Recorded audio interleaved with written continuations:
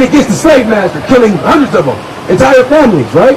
So now, let me show you, does the Bible say we're actually equal or not? Read that. Deuteronomy 7 and 6. Well, that's a great question. Because they tell you that all are created equal. Is that not what America says? Is it true? So what are we talking about? So what are we talking about then? So why are we following the religion that they've given us? What are we talking about? Let's get back to who God said we are. Read. There is a book of Deuteronomy, chapter 7 and verse 6. For thou art in holy people. So God said you so-called black, you Hispanic, you Native American, are a holy people. That's right. Let me show you how holy you are. Give me out of Leviticus 20:26. I want to show you. Let's see what the word, because the Bible has words and then they will give you the definition of what that word means. Watch this. Read. There is a book of Leviticus, chapter 20 and verse 26. And ye shall be holy unto me. So God said, you so-called black, you Native American, you Hispanic, you're going to be holy unto me. Read. For I the Lord am holy, Because God's holy. and have severed you from other people. He has severed you from other people. Do you guys know what it means to be severed? To be, what? Severed. To be severed. Severed. You know what it means to be severed? Is it severed like cut off? Like separated. Right? So you like to be severed, to be separated. So he just said, you are holy people. You're holy unto me. And you now are separate from who? From other people. God said you're separate from other people. Why? Because I chose you. Right. That's why we're holy. Holy means to be separated from everybody else. Read that in Deuteronomy 7:6. Now let me show you in Deuteronomy. He repeats it again, but now he gives you the answer. Read. There is the book of Deuteronomy, chapter 7 and verse 6. For thou art an holy people unto the Lord thy God. You are a separate people unto the Lord thy God. Read. The Lord thy God hath chosen thee to be a special people. He chose you to be a special people. Right. That's read. Unto himself. Unto who? Unto himself. Unto himself. Read. Above. A what? Above. Below. This is your answer, sis. This is the answer to your question. Read what? Above. Above. No, equal to. Above. Below. Above. He said above. Not equal, not below. Read. All people that are upon the face of the earth. He said you are above all people on the face of the earth. There's no equality with God. He said, I chose you. I severed you from everybody else because you're special unto me. Right. Just like your own kids. Just like your own kids. They might have friends, right? And you love their friends, but you don't love them friends more than you love your own children. You separate them from everybody else. Right. Give me that answer. I want to show you. You know what? Watch this. Let's get more of it because I want to answer your question so you have a full understanding what type of God that we actually should be serving. Right. Watch this. You got it? Read. 64. Yes, sir.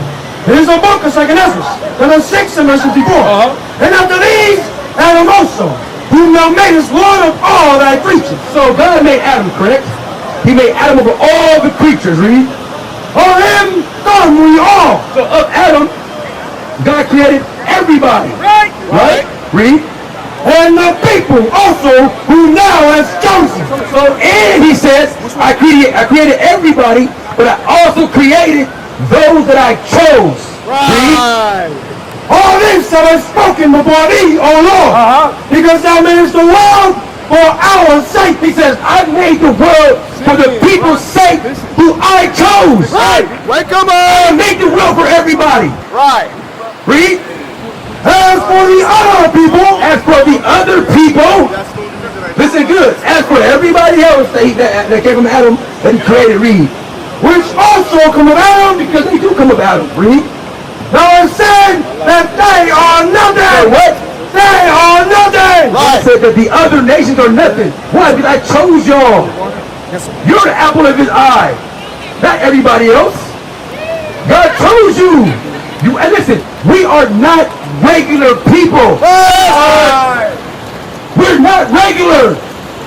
But because we went away from God, he says, guess what?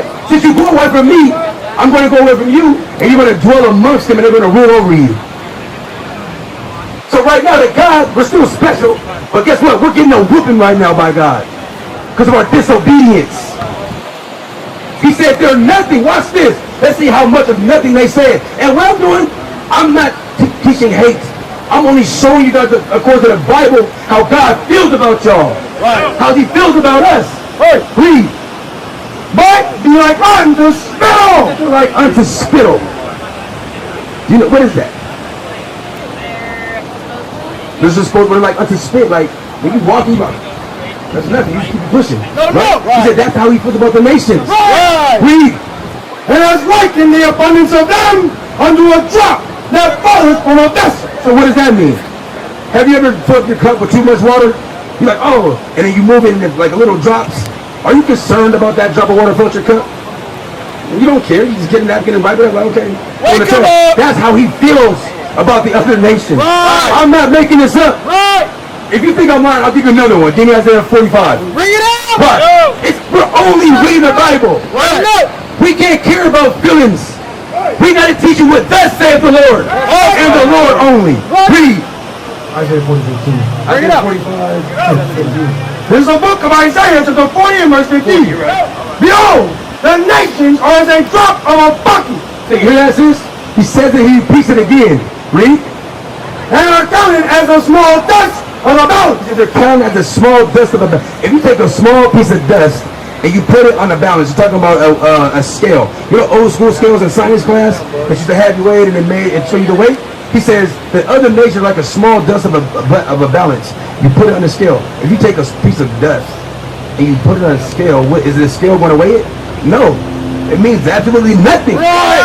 That's what the Bible says. Read. Behold, he's taking up the idols as a very little thing. That's it, right? So now the thing is what? Okay, you know who you are according to the Bible, right? Now the thing is what? Why did we go into our captivity? Why did God say, you know what?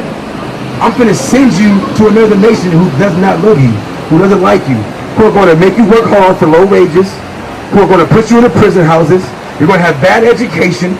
Then I'm going to flood your streets with guns and drugs. Then I'm going to make mass-produced music that also destroys the people as well. Right.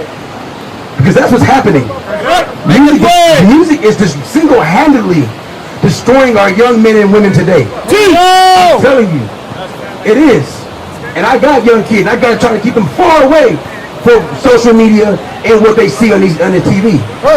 It's a major influence, and it's so much of an influence. It's outweighing the respect and the honor to parents. Right. They getting so influenced by what they see that they're not even listening to the adults anymore. Right. Right? What you got? So watch this. I said that for a reason. Now I want to get into some laws. What are the laws of God? He said our heritage. So let's get into our heritage. Watch this. Yep. I'm going to tell you guys something right now. You guys are going to you might disagree with it. We'll see where your spirits are. I'm going to show you something.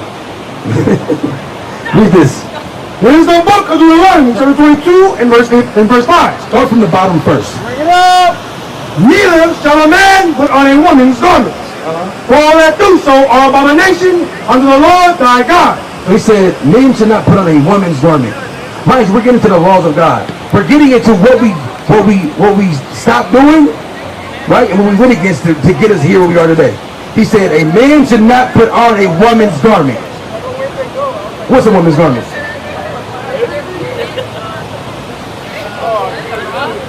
Okay. What's a woman's garment? A dress. Do we see men today putting on women's dresses? Yes. You hear that? Right? Tyrese just did it.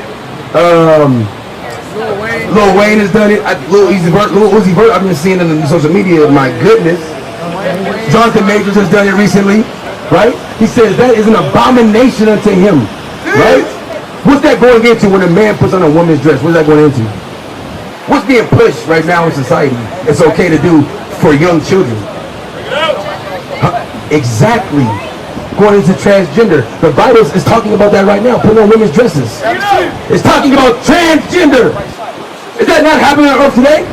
It's happening. So God had to put in laws to say, no, that's not cool. Because he knew in this time today, in 2024, it's going to be prevalent on earth that men and women are going to be changing their sex. They're going to switch roles. Now, I want to read the first part because we dealt with the men first. Maria. Yeah, I called you out. I know your name now. I called you out. Look, for real, this is important. And this is what we got to understand. Don't take offense to what the Bible's about to tell you. You got to really examine it, right? Watch this. Read. The woman shall not wear that which pertaineth unto a man. A woman, likewise the man shouldn't wear what pertaineth unto man. Now let me ask you a question. What do men, what do women wear that pertains to men? You got it. Now, pants, right? Let me ask you a question. Your pants have what on them? Bring it out. What do pants have on them? In the crotch area, what do pants have? They have what? They have zippers. Let me ask you a question. What is the use of a zipper to a woman? Bring it out. What is the use to a zipper of the woman? Bring it out. Nothing at all. The pants, you don't, there's no use for a zipper for a woman. Only the man. Right. Oh, down on the gutter. Let it know. Exactly. Yes. Exactly. So it was never common for women to wear pants. Right. That didn't start until what? What year was that? In the 20s or something? Something like that? With Amelia Bloomer. That became a thing during the women's movement. When the men were leading off to war, Amelia Bloomer started to create this fashion of pants. You got it? Watch this. Watch this. So I want to give you guys a history because it was never so. Let me show y'all something. Okay, your grandmas, right? Back in, do they wear pants? They probably do today because society is so. They don't wear pants today. Exactly why? Because it's never been a custom. Let me show you this. Even when we were in slavery, in the slave fields, what were the women having on? Dresses. My grandma never wore a dress. Ever. I never knew why she did it, but she did it. It was never a custom of ours to wear. Watch this. I want to show you the history of where pants come from and why they're being worn today. And it goes into shorts too, because shorts ain't nothing but short pants. Right. A history of women in America. So this is the history of women in America, right? These trousers were first worn by Elizabeth Smith. Now, I want you to hear something. He said trousers, right? Keep that in your head, because I'm going to go to the Bible to show you about trousers. Read. Elizabeth Smith Miller, Stanton's cousin. Miller designed the first trouser outfit herself in 1850. So the first trouser was created in 1850, right? Read. But inspiration seems to have come from her father. But the inspiration came from who? It came from her dad, right? Read. Garrett Smith, an active abolitionist and supporter of women's rights. He was a supporter of women's rights. So he was a supporter of what? The feminist movement, right? Read. He took a special interest in reforming women's fashion. He took a special interest in reforming women's fashions. Why? Because it wasn't a thing for women to wear pants back then. That's right. Read. That's it, read. The current style he felt made women weak. He said women wearing dresses is weak. A woman being feminine, he called weak. That's crazy, right? Read. Helpless and passive. He said a woman wearing a dress is helpless. She's weak and what? Passive. How could a woman find her own way in the world? How can a woman find her own way in the world if she's wearing a dress? Read. He asked when she was weighed down. Sorry.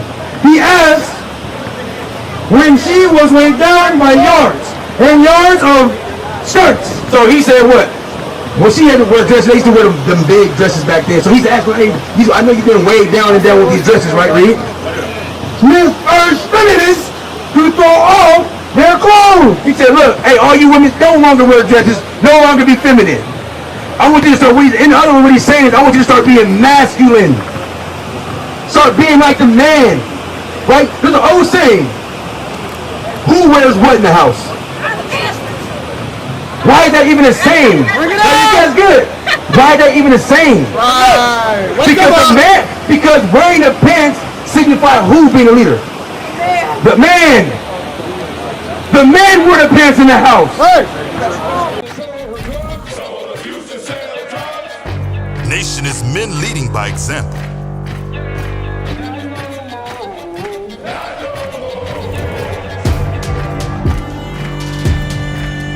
Nation is family.